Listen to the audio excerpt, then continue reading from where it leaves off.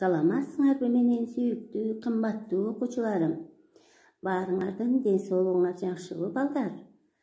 Баарыбыз анда бүгүнкү сабакка даярданабыз. Адабий окуу сабагы.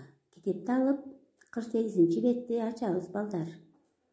Анда сабак баштаарда силерге төмөндөгү жагымдуу маанайды каалайм балдар.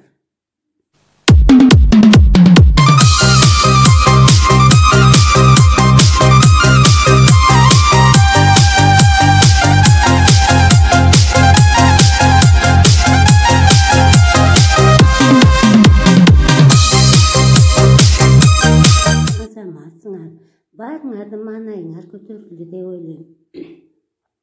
Бүгүнкү сабактын темасы комурскалар коому. Сабагыбыздын максаты комурскалар жашоосу жөнүндө маалымат аласыңар. Ой жүгүртүүңөр, аң сезимиңер өсөт. Эмгекчилдикке, чыдамкайлыкка тарбияланасыңар. Балдар, анда Жаңгазиев агайыбыздын комурскалар коому аттуу жомогуна көңүл бурабыз.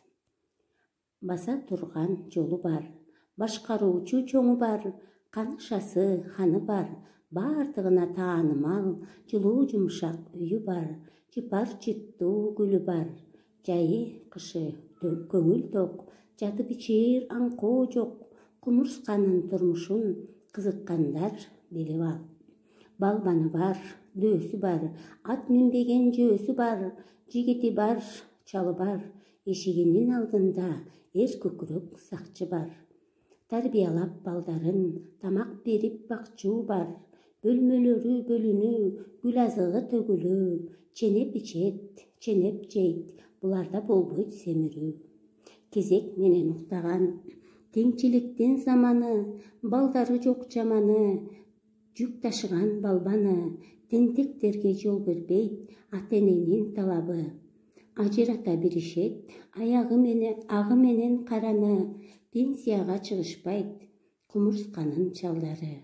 Атасы менен энеси, агасы менен иниси, сиңдиси менен эжеси, жашайт баары бир үйдө, сыйлашат дейт баарысы.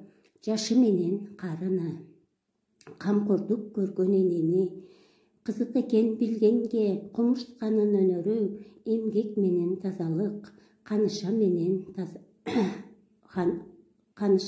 ханына, эң биринчи белеги, күн чыкканда батканча, турмуш күрөш тынбаган, аралап жаңы аңызды, кое бербей намысты, кекирени гүлүнөн, зыгыр сири түрүнөн, көк беденин бүрүнөн, жалбырагын жалбыздын, денегинен дарбыздын, ар бир данын чикенен, болгонунча күчүнүн, буудай, арпа таруудан, күч жеткенче жыйнаган, таразалап көрүшкөн, тактыкка алар көнүшкөн.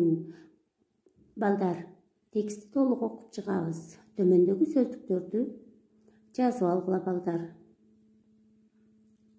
Азаматсыңар. Жазып болгон болсок, үйгө тапшырма жомокту окуп, түшүнүүңөрдү айтып бересиңер балдар. Азаматсыңар. Көңүл бурганыңар үчүн чоң рахмат.